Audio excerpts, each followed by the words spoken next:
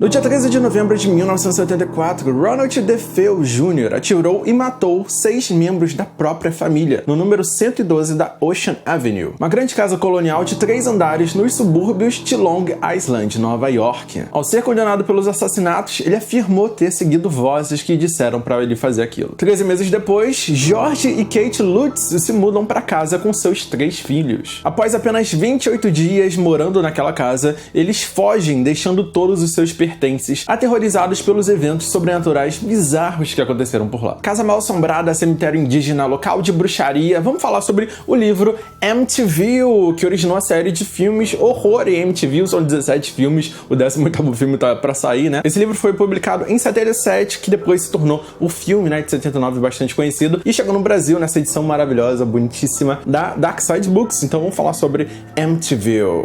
O livro é basicamente o seguinte: o autor, ele entrevistou toda a família, né? Ele se juntou com os Lutz para poder escrever esse livro, esses relatos todos, e poder também entrevistar outras pessoas que visitaram a casa e participaram dessa investigação. Praticamente toda a história do livro se passa durante os 28 dias que a família se passou por lá e como é que foi crescendo, né, a atividade paranormal, as coisas bizarras que foram acontecendo. E isso ele faz muito bem. Do dia 1 até o dia 28, as coisas vão escalando, as coisas vão ficando, sabe, muito bizarras e chocantes, e as revelações, as investigações vão ficando muito maneiras. Agora, o problema disso é que ele não parece um diário, ele não parece ser um relato, ele parece mais uma novela, sabe, uma história inventada, porque ele adiciona tantas informações, sabe, pra ambientação, pra reação dos personagens, que seria muito difícil alguém lembrar disso. O autor, ele tem a liberdade de criar uma história, sabe, pra poder meio que enfeitar melhor cada dia. Eu acho que eu senti muito disso quando eu tava lendo esse livro. Agora, se esse tipo de coisa não tira a credibilidade dos relatos, as entrevistas e o que você pesquisa depois, com certeza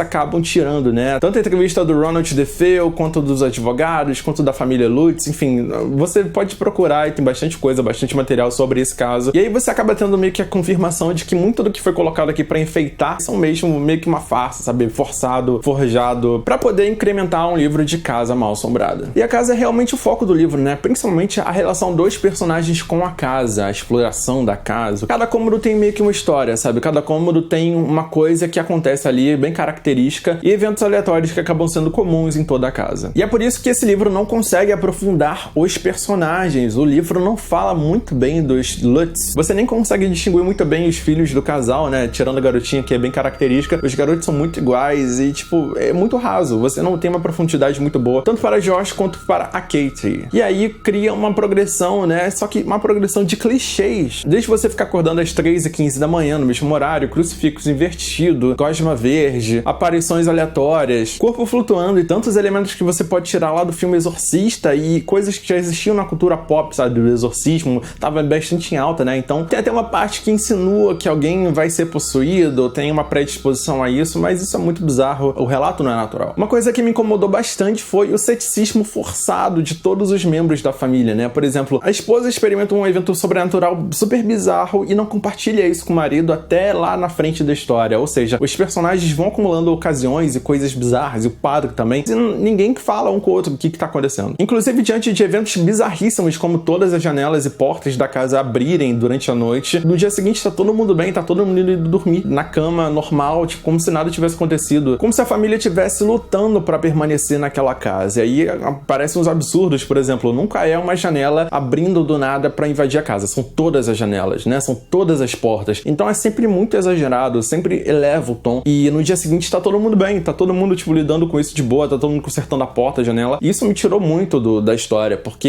isso é ceticismo grosseiro. Até o final do livro, esse ceticismo fica voltando, sabe? E você meio que acha que não é natural aquilo. Principalmente nos últimos dias, onde a família resolve lutar contra as forças do mal, né? Contra os espíritos. Só que durante o livro inteiro ela não fazia a mínima ideia de como fazer isso. Ninguém queria ajudar, nada estava acontecendo. E essa motivação extra, essa luta da família, pareceu totalmente artificial, totalmente criada pelo autor. O autor ainda coloca um epílogo tentando descrever e justificar os acontecimentos na casa, né? Tentando te convencer que tudo aquilo é real, só que realmente ficou uma coisa muito forçada, uma coisa muito comercial mesmo, sabe? Você sente que foi uma coisa elevada no tom. Eu acho que a parte que eu realmente gostei demais foi a investigação do passado da casa, né? Quais são as possibilidades, quais são as famílias, quais são os acontecimentos que vieram antes da família Lutz, antes da família DeFeo. A investigação paranormal da casa, né? E isso é muito legal, você pegar vários especialistas e pessoas sensitivas e médiums e levar até a casa e cada um dizer quais são as suas experiências, quais são as suas percepções em cada local. Inclusive alguns segredos da casa que vão sendo desvendados ao longo do livro. Então eu recomendo Amityville para quem gosta de histórias de casas mal assombradas, e nisso ele é muito efetivo, ele é muito criativo, eu diria, né? Ele explora ao máximo essa casa de 3 andares, inclusive o porão, dizendo tudo que poderia acontecer e eventos paranormais. Isso eu gostei bastante. Mas eu não gostei da parte onde ele tenta ficar se levando a sério, eu não gostei da parte que ele tenta provar que os eventos foram reais, quando na internet, em 1000 lugares, tem tantas provas e tantas entrevistas e coisas mostrando que realmente não foi aquilo que aconteceu, né? São 40 anos desde que esse caso aconteceu, então a gente já tem muita coisa, sabe, pra saber que não dá pra acreditar em tudo que aparece. E, meu amigo, depois de 17 filmes fazendo dessa história aqui, a partir dessa história, a família deve ter tido uma prosperidade muito grande com essa história aqui. Mostrando agora alguns detalhes do livro, você pode ver que tem um verniz localizado aqui muito maneiro na capa, e a diagramação já começa com algumas árvores, né? Uma espécie de ambientação, obviamente o logo da Dark Side Books, mais árvores, uma cruz invertida e também uma casinha aqui. E aí os capítulos são muito simples, sabe? A leitura é muito de boa, é muito fácil. Os capítulos são relativamente pequenos, né? São 28 dias, 28 capítulos, então você pode passar por eles bastante rápido,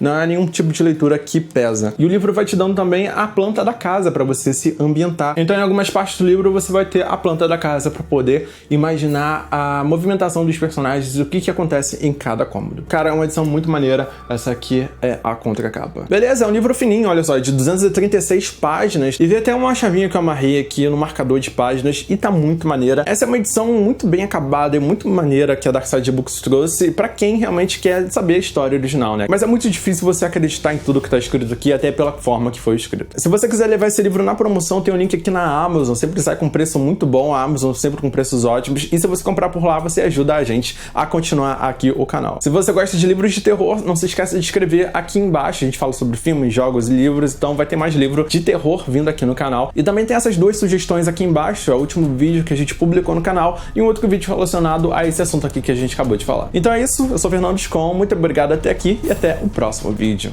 Valeu!